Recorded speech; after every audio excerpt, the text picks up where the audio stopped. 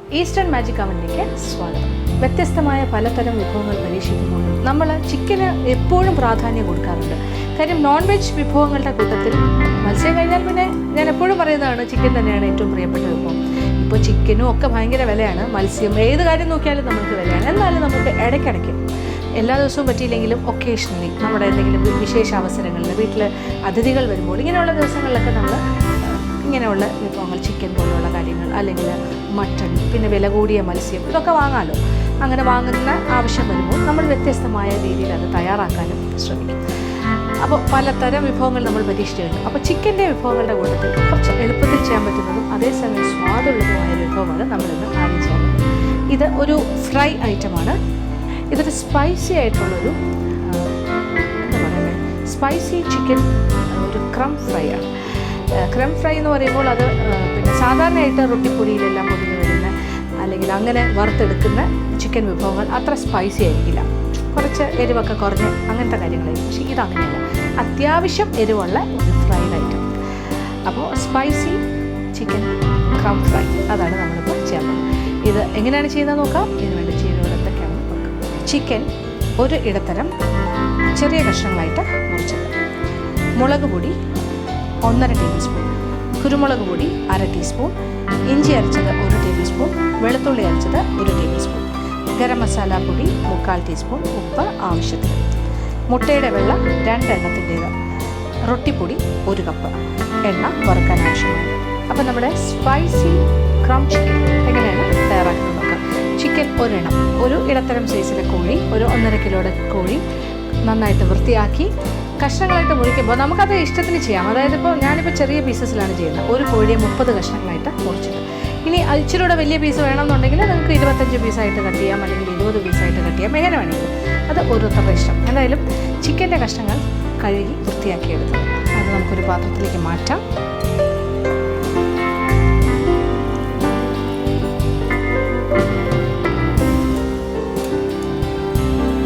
ഇനി ചിക്കൻ്റെ കഷ്ണങ്ങളിലേക്ക് ആദ്യം നമ്മൾ കുറച്ച് വെളുത്തുള്ളി അരച്ചത്,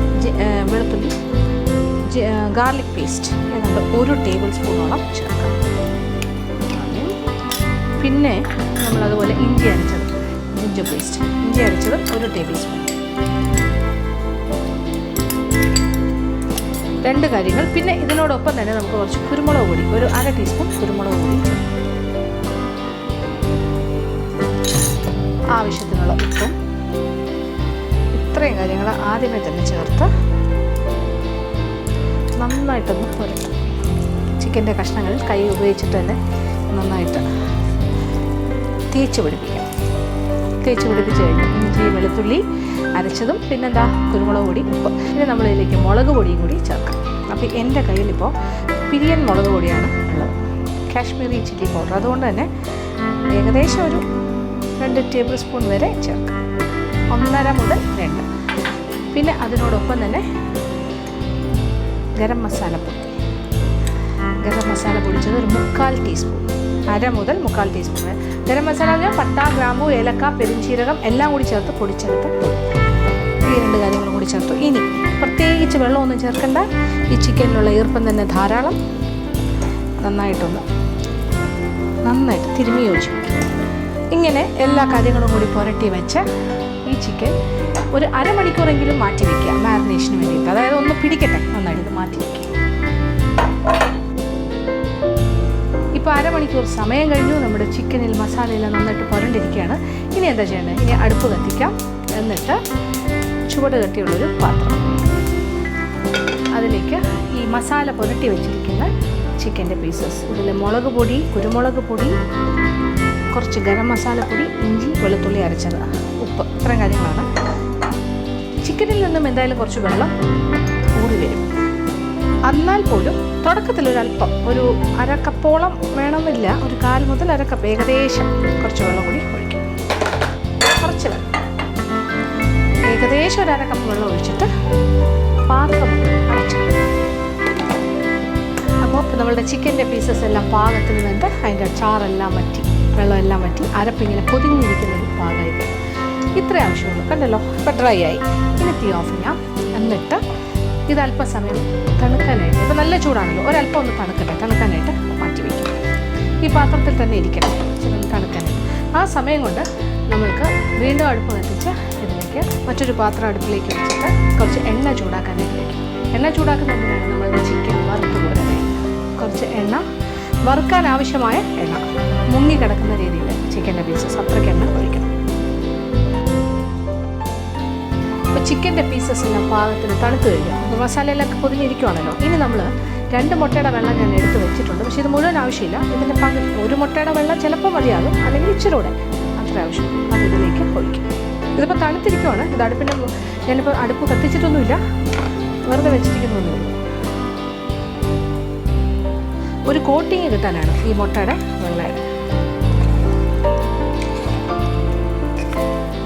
അപ്പോൾ 2 മുട്ടയുടെ വെള്ളം ഫുള്ളായിട്ട് ഒഴിച്ചിട്ടില്ല, 1.5 മുട്ടയുടെ വെള്ളം എന്ന് പറയാം. 1 മുട്ടയുടെ വെള്ളയും 1 മുട്ടയുടെ വെള്ളയുടെ പകുതി. അപ്പോൾ എല്ലാ കഷ്ണങ്ങളിലും ഈ മുട്ടയുടെ വെള്ളം പൊതിഞ്ഞ് കിട്ടും. ഇനി വേറെ ഒന്നും ചെയ്യാനില്ല. ഇനി എന്താ ചെയ്യണ്ടേ?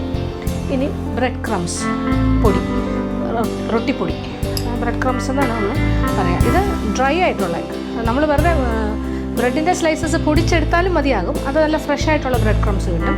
ഇത് നമ്മൾ വാങ്ങാൻ കിട്ടുന്നതാണ് ഡ്രൈ ആയിട്ട്. അത് ഉണങ്ങിയ റൊട്ടി പൊടിച്ചത് ബ്രെഡ് ക്രംസ്. അത് പല രൂപത്തിലും കിട്ടും. കുറച്ചുകൂടെ വലിയ തരികായിട്ട് കിട്ടും, കുറച്ചുകൂടെ ഫൈനായിട്ട് വളരെ പൊടിയായിട്ടുള്ളത് കിട്ടും. അതല്ലെങ്കിൽ ഫ്രഷ് ആയിട്ടുള്ള ബ്രെഡിൻ്റെ പീസ് എടുത്തിട്ട് മിക്സി വെച്ചിട്ടൊന്ന് പൊടിച്ചെടുക്കുക, അങ്ങനെയായാലും മതി. റൊട്ടിപ്പൊടി ഇട്ടിട്ടൊന്ന് എല്ലാ ചിക്കൻ്റെ കഷ്ണങ്ങളിലും ഇങ്ങനെ ബ്രെഡ് ക്രംസ് ഇങ്ങനെ പിടിച്ചിരിക്കും.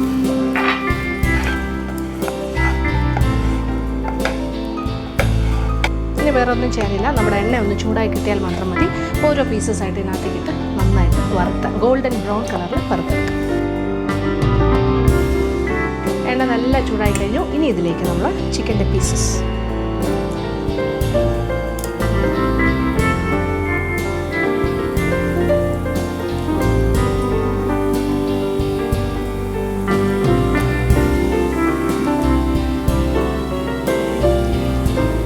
റൊട്ടിപ്പൊതിയിൽ പൊതിഞ്ഞിരിക്കുന്ന വേവിച്ച മസാലയിൽ പൊതിഞ്ഞ ചിക്കൻ്റെ കഷ്ണങ്ങളാണ്. നമുക്ക് 2 പ്രാവശ്യം എടുത്ത് വറുത്തെടുക്കാം. അപ്പോൾ ആദ്യത്തെ അത്രയും ആ ലോട്ടൊന്ന് പാകത്തിന് നോക്കട്ടെ. ഗോൾഡൻ ബ്രൗൺ കളറായിട്ട് നല്ല കരികരിപ്പായിട്ട് വറുത്ത് വരും. അപ്പോൾ ആദ്യം ഇട്ട ചിക്കൻ്റെ കഷ്ണങ്ങളെല്ലാം തന്നെ പാകത്തിന് മൂത്ത് കഴിഞ്ഞു. നല്ല ഗോൾഡൻ ബ്രൗൺ കളറായി കഴിഞ്ഞു, നല്ല കരികരിപ്പായി. അത് എണ്ണയിൽ നിന്നും മാറ്റാം.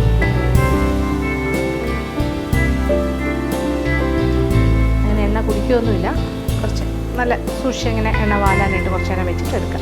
ഇനി അഥവാ ഇച്ചിരി എണ്ണ ഉണ്ടെന്ന് തോന്നുകയാണെങ്കിൽ ഒരു ടിഷ്യൂ പേപ്പർ വെച്ചിട്ട് അതിൻ്റെ മുകളിലേക്ക്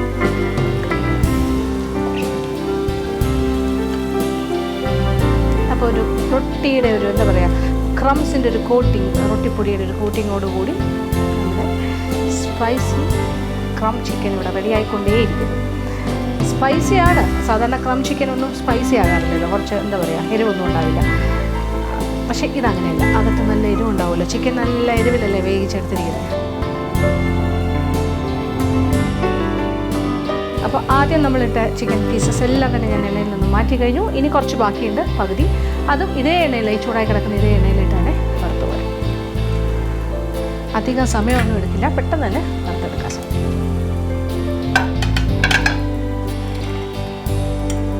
ബാക്കി പീസസും ഇതേ എണ്ണയിൽ തന്നെ ഇടാം.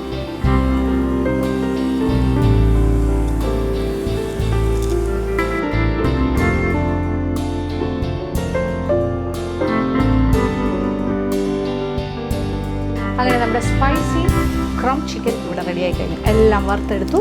അപ്പോൾ ഇതൊരു 30 പീസായിട്ട് ഞാനൊരു ചിക്കനെ കട്ട് ചെയ്തിട്ടാണ് ഇങ്ങനെ വറുത്തെടുത്തിരിക്കുന്നത്.